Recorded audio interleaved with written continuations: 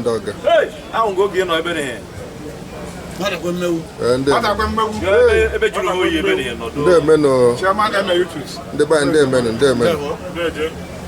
Executive of Nsegweda. Ndị executive of Nsegweda. Amamona na Bugana. Ona bebe ozugbo. Kuno Madana, na iwe ide malite.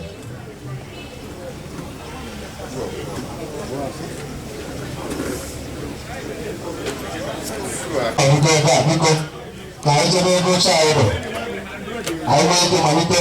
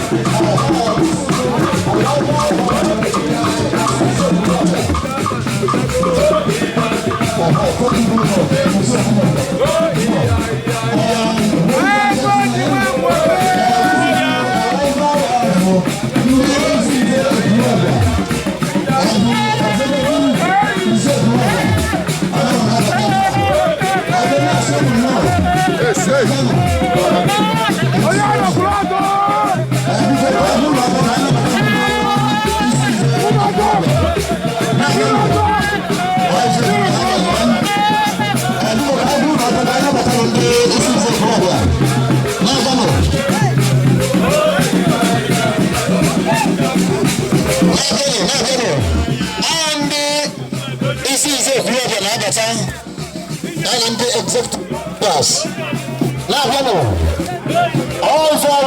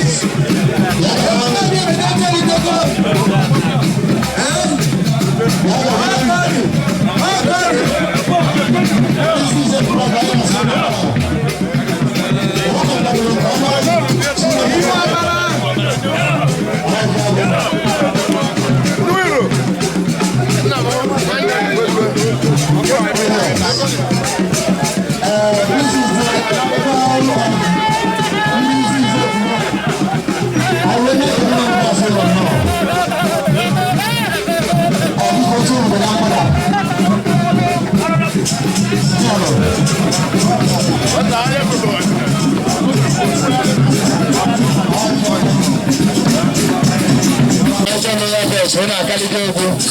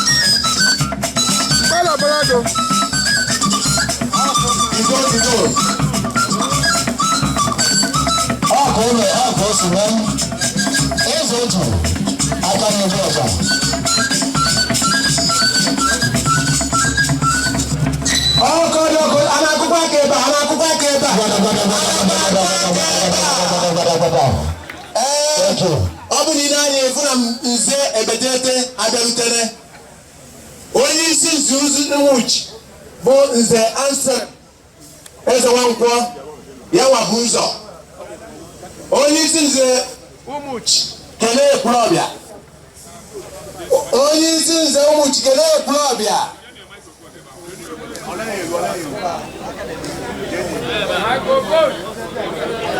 yes thank you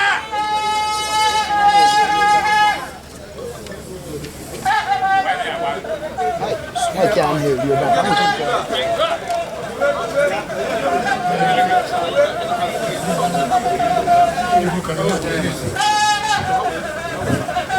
Oh yes, thank you. Thank you.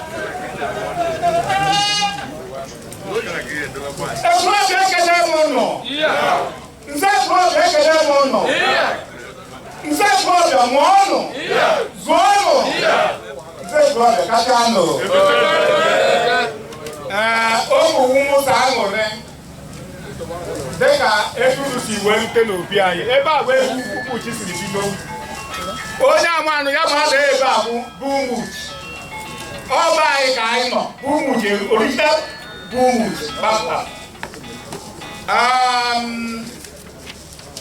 obi nyelugo ekene ngo ọ ga-adịrị gị na mma ekene ngo ka ị na-eke ife udo ekene ngo ka ị na-efu ọdịnala nna anyị ba ị na-agbazu asị ị ga-adị ogologo ndụ ekene m ụlọ biko kwọrọ ya aka na ọdụrụ mfele ka anyị na-aga anyị ga-emetụrụ Ekwulọbịa ebetete onye isi Nze Ekwulọbịa Nze Benard Eze Ụgbọaja biko kelee Ekwulọbịa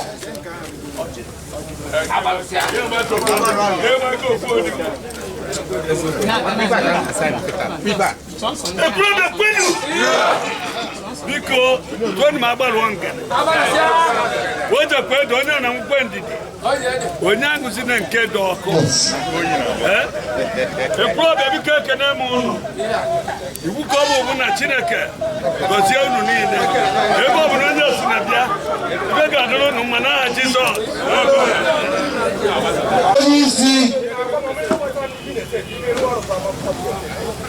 biko anyị na-ayọ onye jiri eji n'ebe a o nwere pastọ nọ nso ọ bụrụ na ọ nọ nso anyị ayọ ụbọchị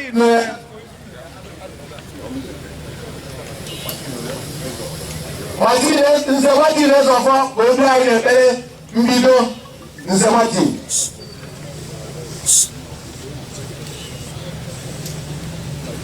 biko onye ogbuye ka dị n'isi ya wepụ okwu ka anyị kelee onye nwe anyị na Chineke ụmụ gị agbaghị ọnụ ga-awado otu a wee na-enye gị ekele n'ụbọchị nke taa nke izizi bụ ị mere ka anyị dị ndụ n'ala ndị dị ndụ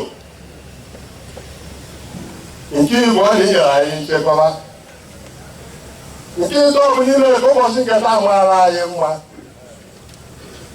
nke ịnọ imere ka ụzọ ghere anya wee nwee ike irite anyị ebe a na-enweghị nsogbu ọbụla onye nwe anyị na-enye gị ekele naanị sị anyị na-ekele gị n'isi onye isi anyị onye isi Nze Ekwulọbịa na-ekele gị n'isi onye isi ndị Umuchi na-ekelekwa gị onye isi ndị Nze ndị ebe niile gbara gburugburu nke mere na ha nwere ike ịchịkọwa ọnọdụ nke taa n'ụbọchị nke taa onye nwe anyị mere ka ọ dị otu ahụ Chineke nke mere ka anyị na-enye gị ekele ọ kachasị isi nwee ike chịkọ ọnụ anyị were gbakọ ọnụ a anyị sị na mblet na ịja nwa n'aha Jizọs. Anyị wee na-ayọkwado onye nwe anyị na Chineke ọ dị ebe ọ bụ na anyị esi emejọ maka Jos n'aka ada na Igbo elu anyị aka. Anyị wee na-ayọ Chineke nke ime eluigwe ọ dị ebe ọ bụ na anyị esi emejọ ọ bụ n'ije ụkwụ ọ bụ n'okwu ọnụ ọ bụrụ ọ bụ ebe ọ bụla anyị na-asị mgbaghara sacha n'aha Jizọs. Anyị wee na-ayọkwado n'ụbọchị nke taa Chineke nke ime eluigwe na-ekele onwe mere n'ụbọchị nke taa ga-adị otu a ịgwarago n'ọta ka ndị Umuchi ga-eme ndụ ahụ. Anyị wee na-enye ka ekele n'ụzọ pụrụ iche na ị mere ka ọ dị otu a ọ ga-adị elu n'oge agbata Krismas ruo na mgbede ahụ.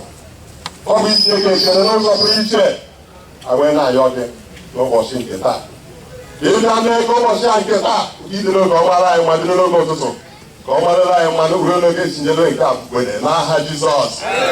Anyị wee na-ayọ Chineke nke n'eluigwe ịbụ Chukwu n'ezie anyị kwere kwesị ike na gị maka ọgụ kere eluigwe na ala.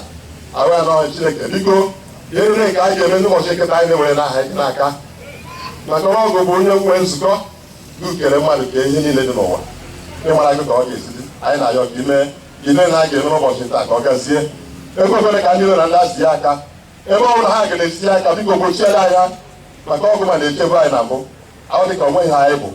Anyị wee na-achọ ka ị bịa mezuru anyị ndị anyị ka ọ gazie dị ka anyị si yọọ n'aha Jizọs Kraịst bụ onye nwe anyị. mgbe a na-agba ọ na-asị ihe dịkwa ekpe ihe mere ahụ na-ahụ na o kpetere ka ọ na-anọ Chineke aka ọrụ ofere ka anyị na-aga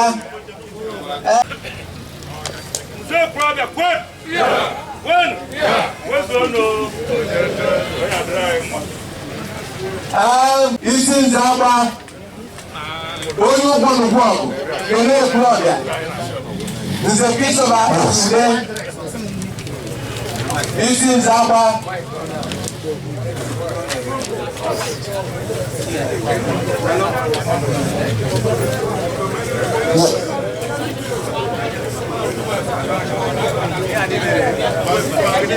Ekwulọbịa kwenu ekwulọbịa kwenu ada ekwulọbịa okim okim ada ekwulọbịa okim okim okim okim. Ma biko azụ kwado n'ụka mgbede ụka abara bụ isi ka eji ekwe ahịa bịaruo n'egwu ujite ata azụ ọ ga-adọrọ anyị mma n'aha Jizọs. onye ụgwọ n'ụgwọ etiere ya kọrie isi nze ogbo nze Jude Nwankwọ kele ekwulọbịa ụla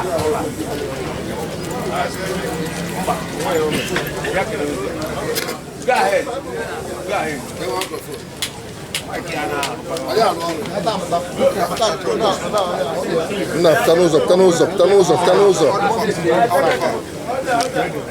Pụta n'ụzọ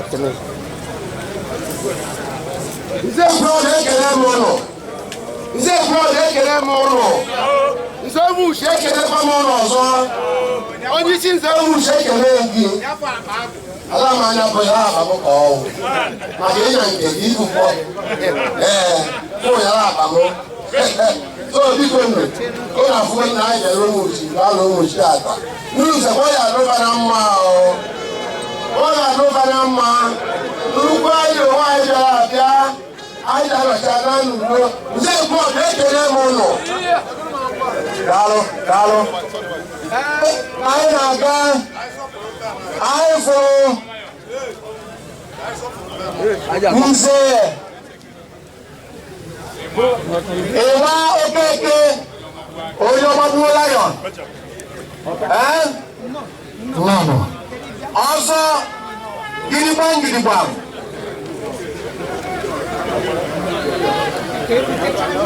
anyị na-asị ya nnọọ ọzọ gidigbam nnọọ ya highly welcome.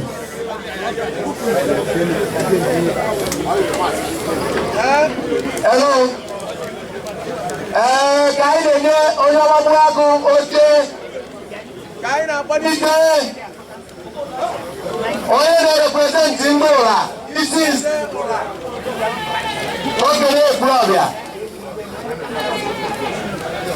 Olutego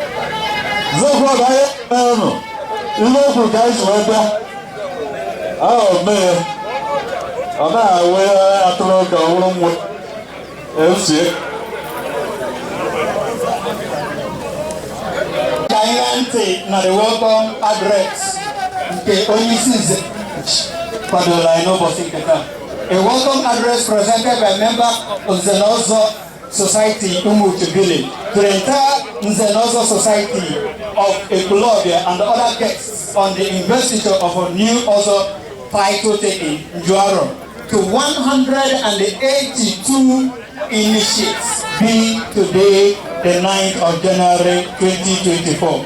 Please all protocols duly observed. To the glory of God, our joy knew no bound, and with all sincerity and a sense of purpose, we remain thankful to God Almighty, who has destined this day to come through today. The planning of this investiture today has begun since 3 years ago, and it is with joy and gratitude we welcome you all, the International Society of the Globe and under invited guests, to the 10th Njuahro ceremony for the investiture of the new initiates to this prestigious also title taking in Umuchi village and the Globe in general. We also being thankful to God for the journey mercies granted to all of us and all the prayers that we've been praying through and back to our destination safely in Jesus' name. Amen. Briefly, the history of Njuahro ceremony in Ekulobia. The epic title taken of Njuahro Ekulobia can be traced back in 1830, where the famous Edomoto Ike became the Isinze of Ekulobia and reigned till 1904 from Umuchi. Before answering the call to nature, while we have had more than 8 persons as Isinze Umuchi performing this ceremony till date. The last Njuahro also took place over 10 years ago, and we are blessed to have the Anselm Ezewankwo as our Isinze Umuchi today, seated to perform the prestigious also title taking by the new would be crowned also in the community and the Ekulobia by this investiture. Investiture of the new initiates into the prestigious society of Njuahro Umuchi. After the ascension of the Anselm Ezewankwo as Isinze Umuchi village, and as the tradition demands, coupled with the wishes of the people, a call for the eligible and willing sons of Umuchi village to commence the process of enrollment into Njuahro society was made and was graciously followed. To God be the glory, 182 male folks in Umuchi have completed all the requirements to be initiated into the prestigious Njuahro society of Umuchi and the Ekulobia.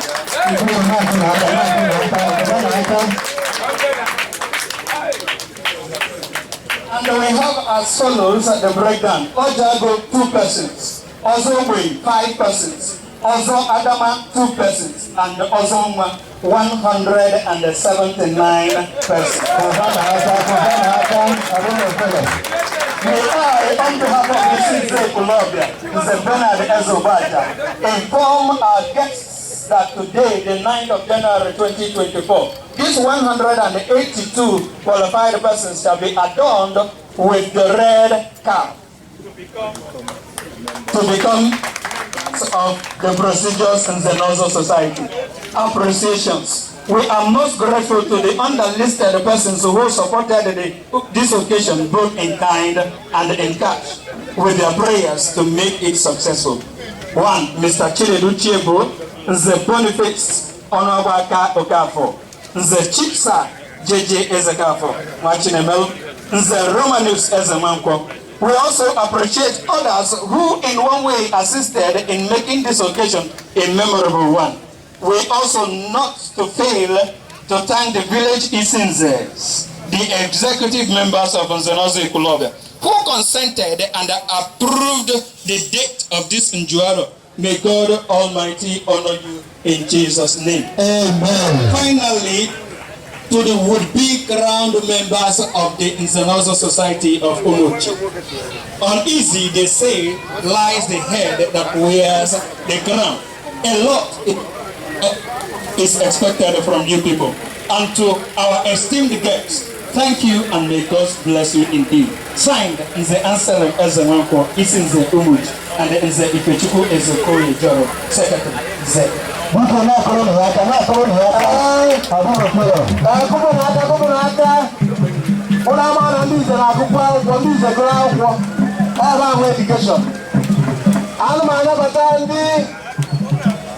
OAU, nze OAU. Agwata Olumba Nathan South, Banati Bata Batawanuno. Hello?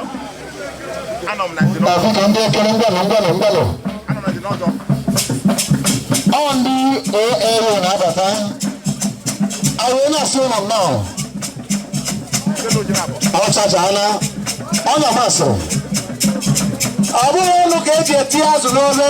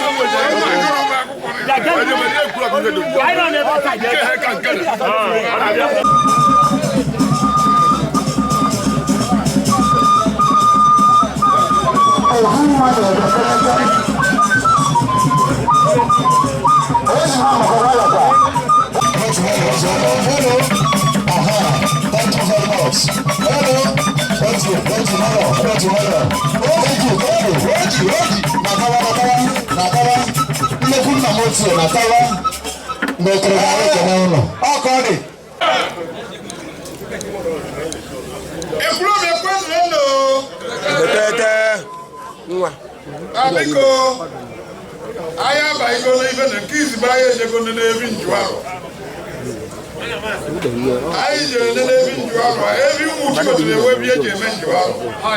Come on,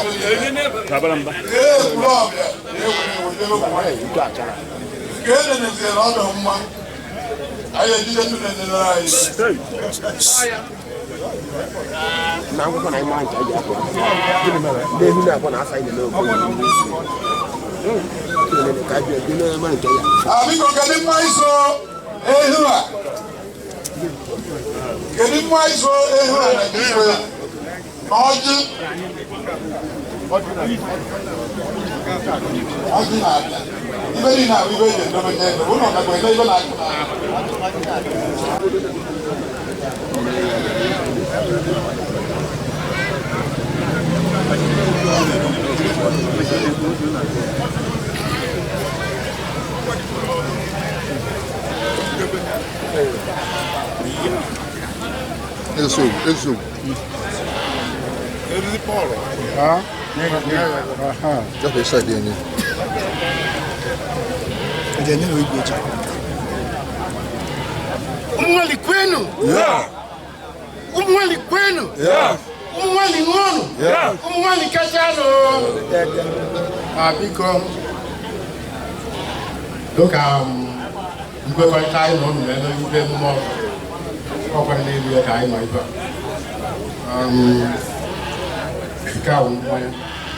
Gawo ewu. Mana ewete ji. Mana moto hatu bago. Na yo na ja kuna wu ke. Na ji. Ka wote zi eji, aye wote kuoro yo no ya na ji. Na. Ni kwa tu te si kuo ni ekebe. Ekebe wote balo go. Mu wan ni ekebe mo. Hey! Ya, edi okoro. Okoro.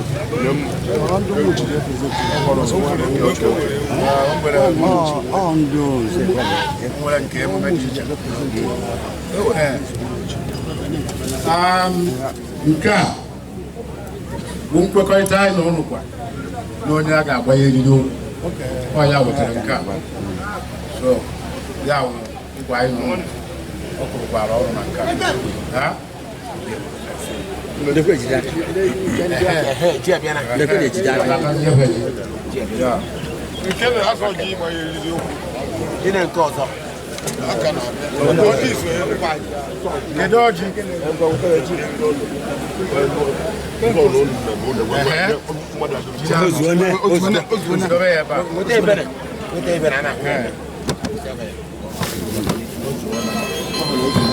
Biko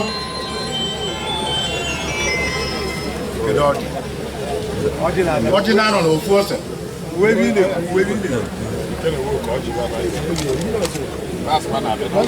okay biko ko na akwụkwọ n'echi o zuo na ha ibe kwa bi no ordinary no o se na nni ngwado ni wo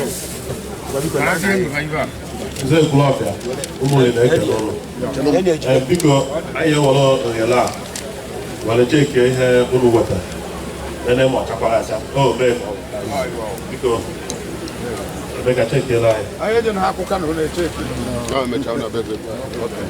Biko anyị na-eke n'ụlọ n'ihu ụlọ wata. Anyị check the line na-achịta. Ọ ka ọ dị ọkụ o si mee.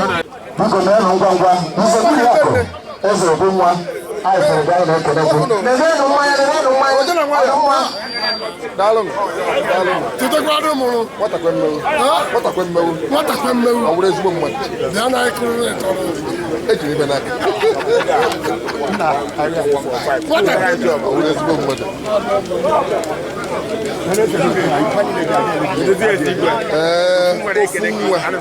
Ofu nwa.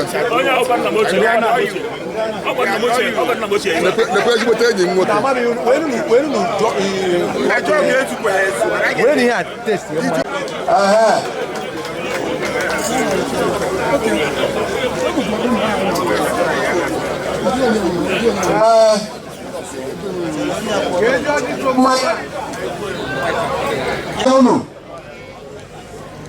Biko ndị Umuchi a na-abịa na ngwa ngwa ndị a kpọrọ fobi nye ebe ozugbo buru mmanya buru n'ofu mmanya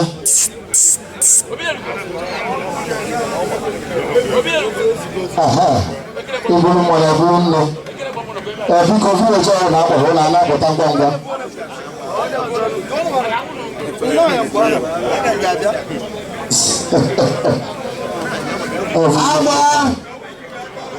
ndị agba biko na-abịanụ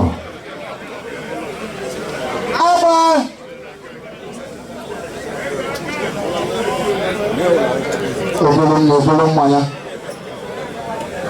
biko onye chọrọ iweta ozi na-eme ọsịsọ anyị na-echekwa gị ebe a ma efere ma ngazi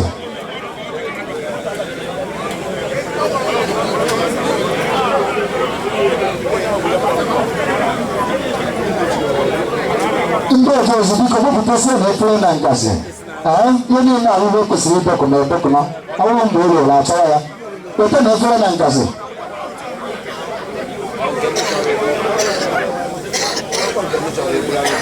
ka m na-ata na ekpuru na-abịanụ ofu onye gakwuo ka o wee bute mmanya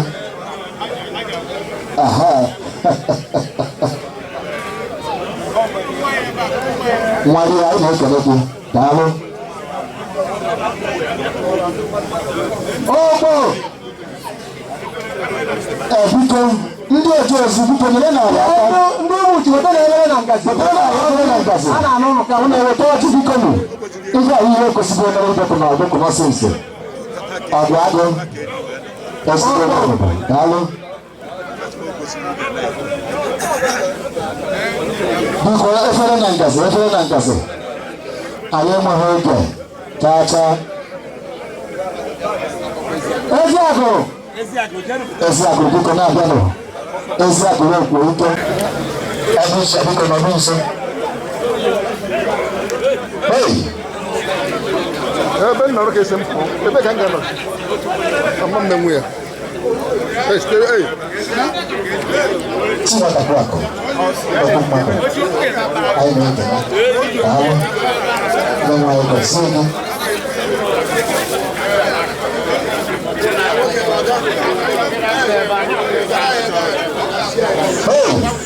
mekwanụ ogbu egwu ọgụgụ egwu bụ dọkịta nwa DJ Kenya ogbu egwu ọgụgụ egwu mmadụ akarịa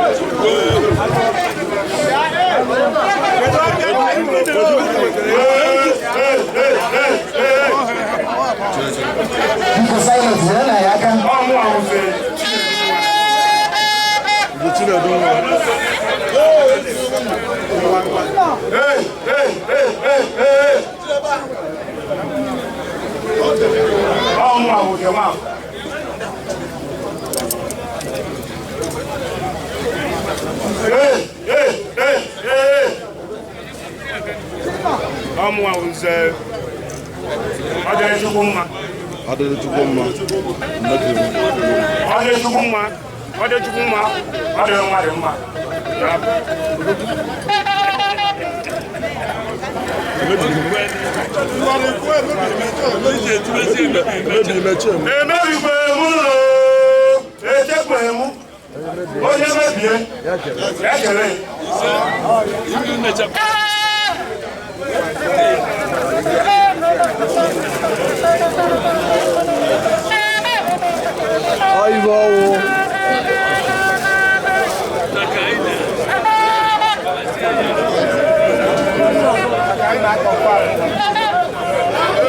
Bueno, no Mike, ni onye isi nze na ko wo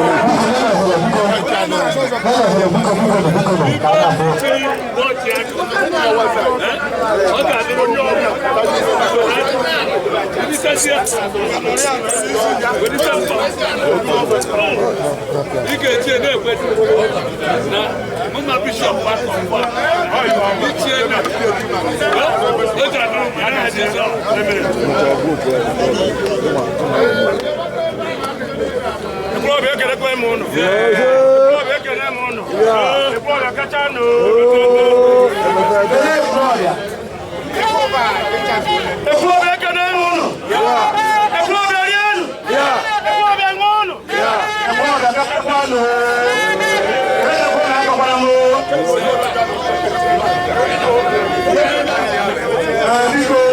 Gloria. 50,000 naira cash. Muleka!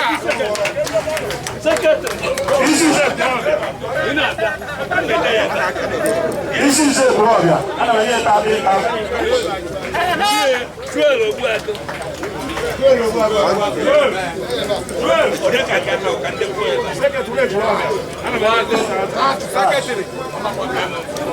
Edu.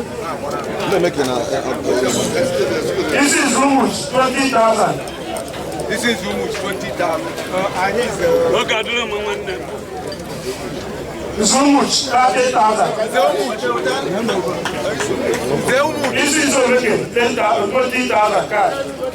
No, I ain't going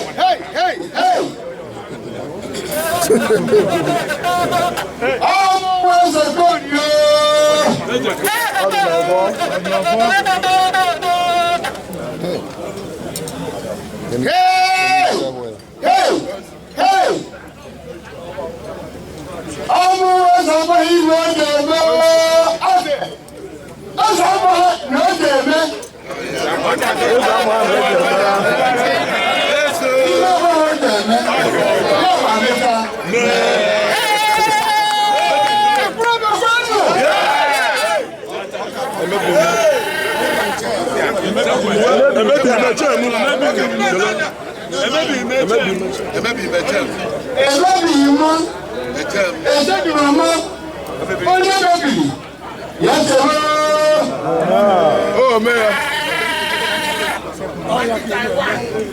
Taki Taiwan.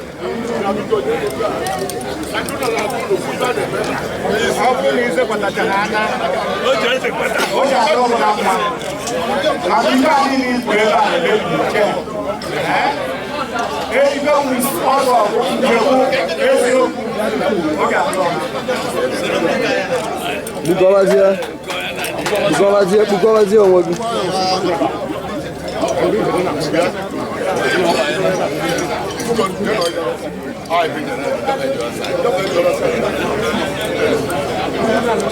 Ya ben dia.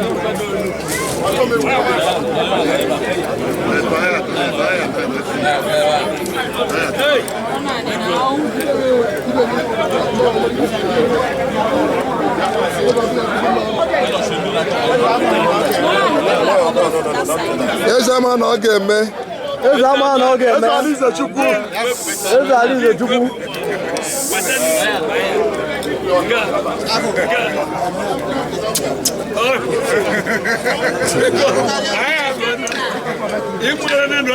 Ezama na ọ ga-eme.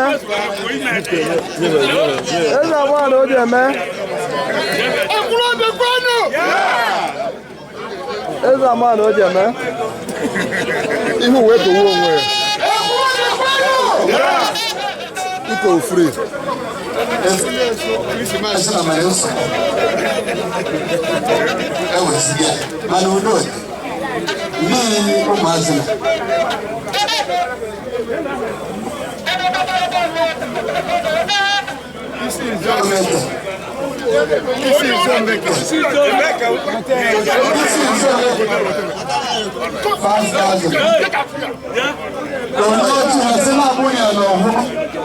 Oh, great, you will take out your run. And so make a general 5,000. And say, Umuchi 5,000.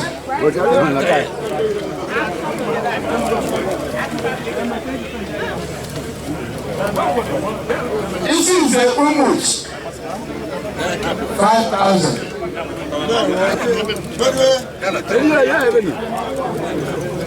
Nze Globia 5,000. Isi Nze Globia.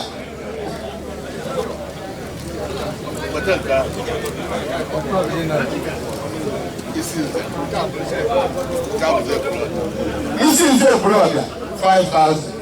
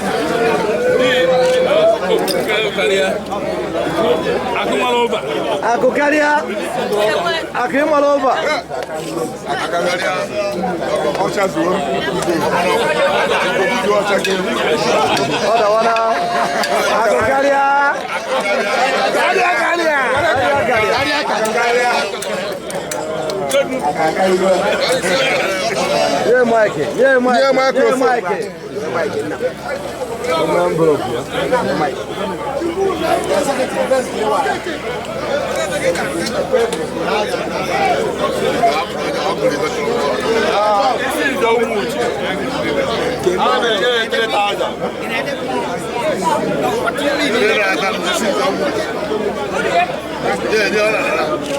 This is the Gloria. How many years? 3,000.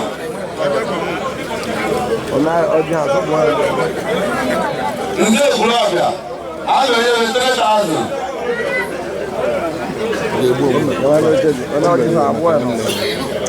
Nde Umuchi. How many years? 3,000.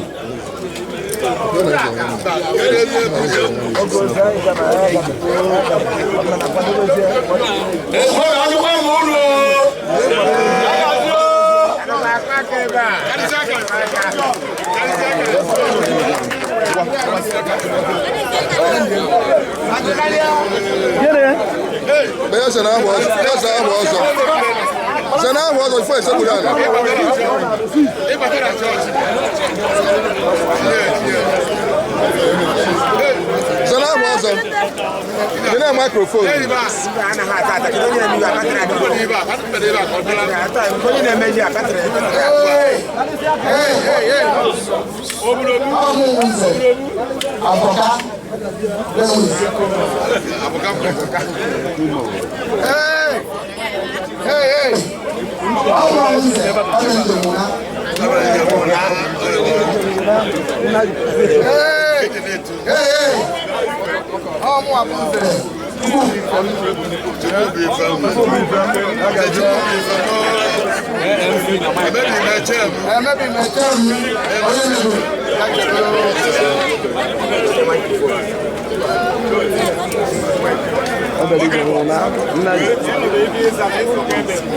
Yes, yes.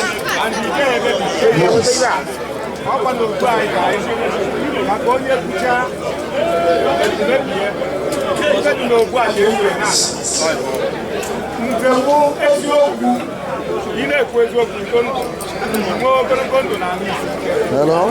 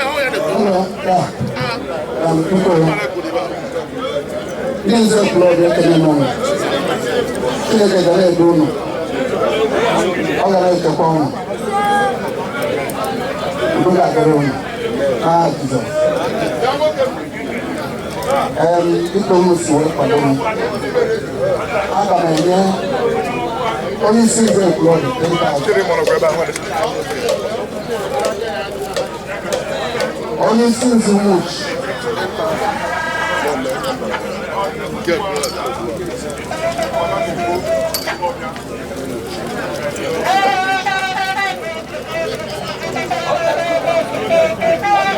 On 5,000.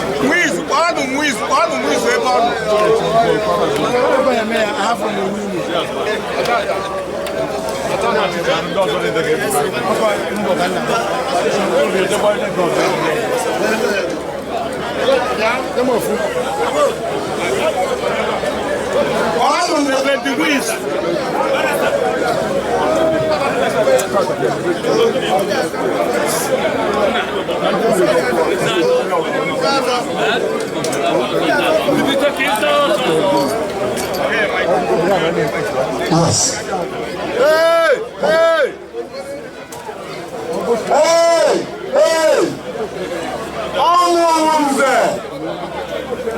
Njuahro and Rebranding as the president. Let's Lord. Hey!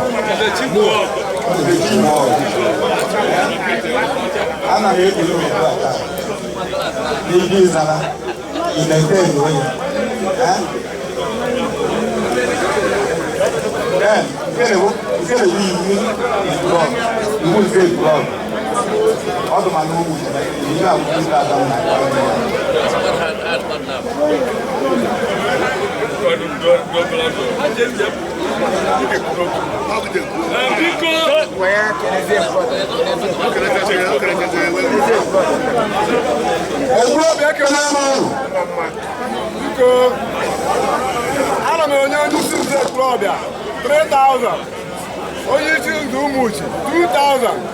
Onye isi ndụ Omeke 2,000. Uzedere uru. Nze Njuahro 5,000.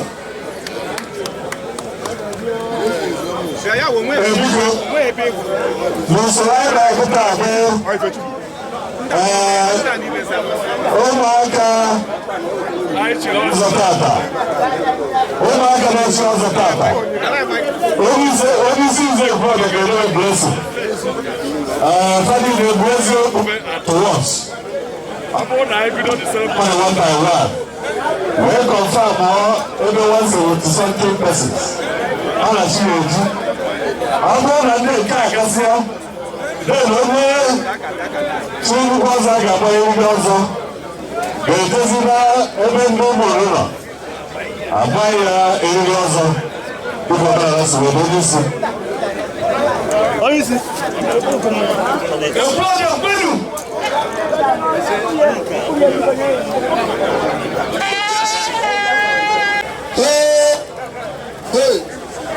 ọnụ echefere Chukwu ebighị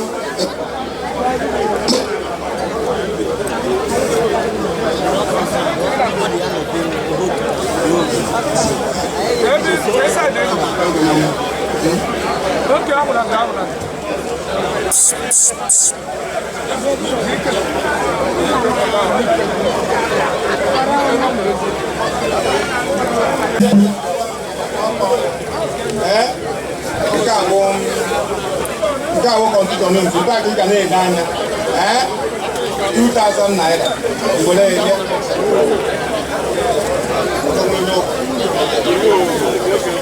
eji anya egbu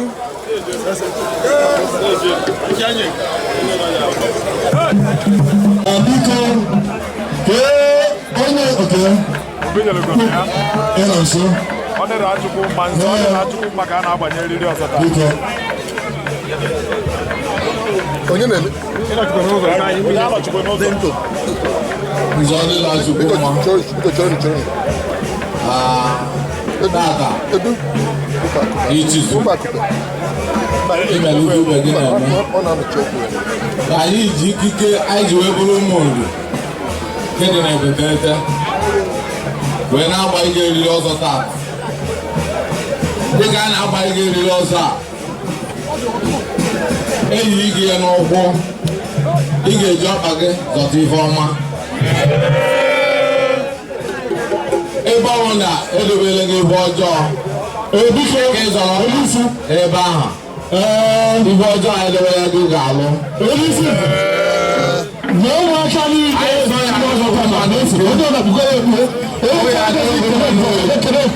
onye adịghị mma na abụọ onye adịghị mma na nkwọ abịa n'ụzọ na-anọ otu anyị nwere ka ọ ya atọ agbachakwa eriri ọzọ a o nwekwere nsọ ya awụkwa ike emebi ike ha eche iche ọrụwara gị ije a na ebe megidere mmadụ ebe a gara nkata imegide mmadụ ije ha na ebe ahụ anyị so ya adịrị gị mma onye ezinụlọ gị na mma so anyị na-agba ihe eriri ọzọ n'ụbọchị tata site n'afa nke nna na nke ọbara na nke mmụọ nsọ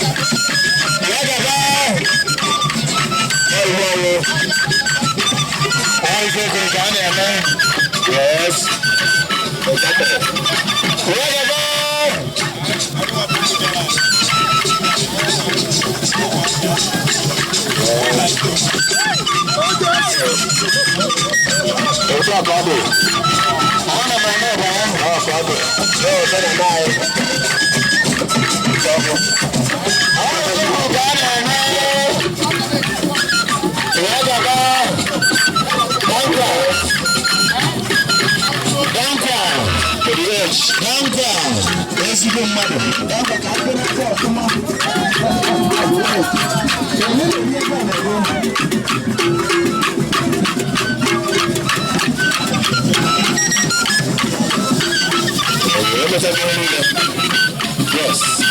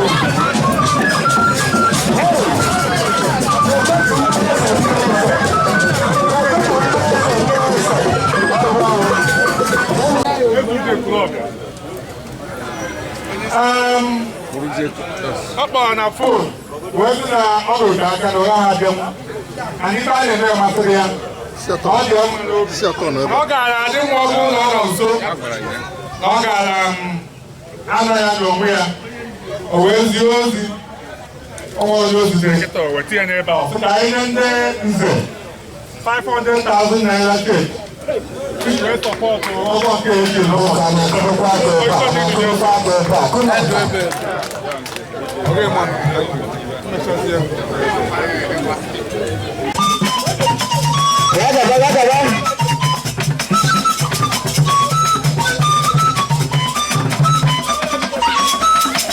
ozi a bụ gọọmenti mmadụ niile na-agba o nwere ndị ozi a na-enyere ndị ụka onye ọrụ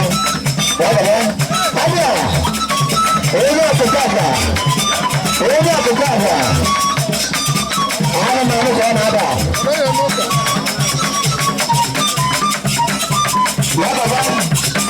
ihe a bụ okwu ugwu nze na ọzọ ọrụ mmadụ niile na-agba ya arụ ọkụ maka anya ahụ ọma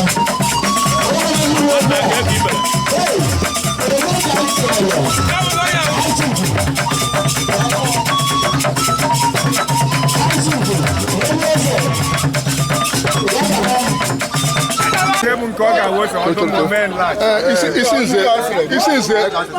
nze Umuchi ekenere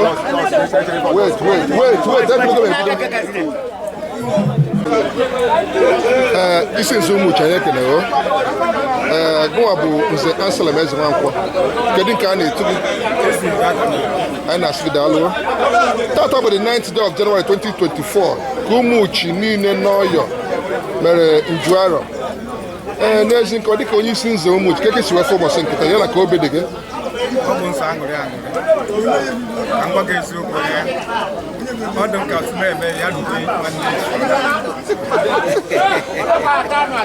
ma a sị na gịrịgịrị bụ ugwu eze e nere ndị isi nze ebe niile kwụ gị n'azụ ma isi nze eklọb ịfụ na Njuahro Umuchi 2024 gara ọfụma kedu ekele pụrụ iche mere ndị nze niile ma isi nze eklọb ana m ekele bụ ekele pụrụ iche nke isi nze eklọb asị m isi nze na ọgwụ o ji agbụ ya kakwa nka ọ gbata ka ọka o ji agbụ ya kakwa nka ana m ekele ya maka ọ bụrụ na ya nwa na onwe ya agbaita ọsọ anyị ejeghị eme ibe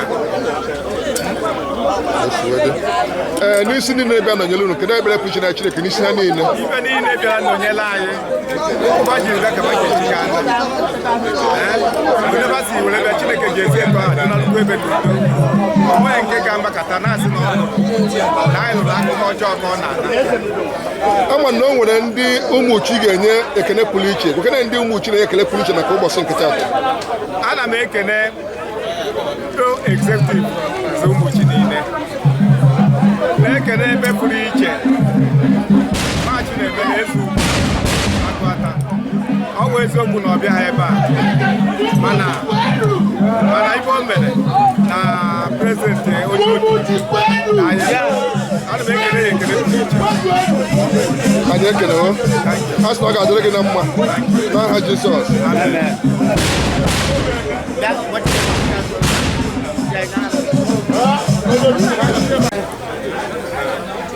nna anyị kwanye ekene gị afa gị ya na nke etoro gị afa m bụ Nebechukwu eze a na-eto onye nke a na-etukwanụ eze a na-eto anyị na-asị gị daalụ dịka sọ tata wụ the 9th day of January 2024 gwa bụ chairman planning committee Njuahro Umuchi 2024 ihe mere eme ka isi wee fụ ụbọchị nkịta ọ dịgo ka ọ ya adị maka na mmemme ọbụla akara aka ụbọchị ahụ luo ọ ga-eme and mmemme bụ ife ị gaghị asị na ị ga-eji n'aka kama na ịkwado na ị ga-akwado ịhapụzie ụbọchị emeela onwe ya onosi chọọ and onosi wee gaa Chukwu mere onwe ya afọ ndị mmadụ gbalụ mbọ n'ụdị pụrụ iche ndị mmadụ pụtara ife niile gakwara na o si wee kwesị ịga ịma sị na gịrịgịrị bụ ugwu eze kedu ekele ị na-enye the co-members planning committee maka Njuahro 2024 ana m ekele ha n'ụdị pụrụ iche maka mbọ ha gbalụ n'ụdị dị iche iche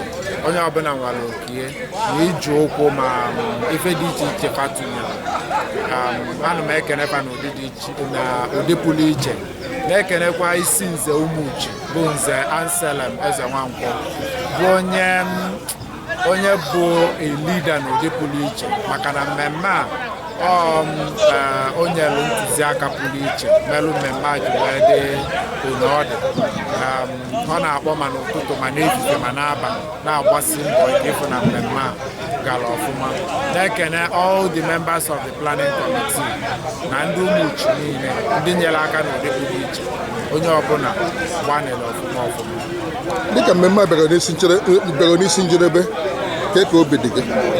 Obi bụ m sọ aṅụrị maka na ọ ife dị mma. Nze na Ọzọ bụ society pụrụ iche na omenala Igbo ndị tata ka a nabatara ndị ọfụ so ife omenu bụ na Nze na Ọzọ society Ekwulọbịa mụtalụ ụmụ taa and dịka o si wee dị tata echili mmadụ lụrụ almost 200 ọzọ which means Nze na Ọzọ Ekwulọbịa nwere about 200 intake today so ife pụrụ iche ife inye obi aṅụrị ka ọ bụ na anabatara ndị ọfụ na otu Nze na Ọzọ bụ otu pụrụ iche otu eji ikwu eziokwu na ime ezigbo omume wee mara. Anyị ekene gị na-asị ọ ga-adịrị gị na mma maka planning of the Njuahro Umuchi 2024. You are blessed. Thank you. Thank you very much. All right.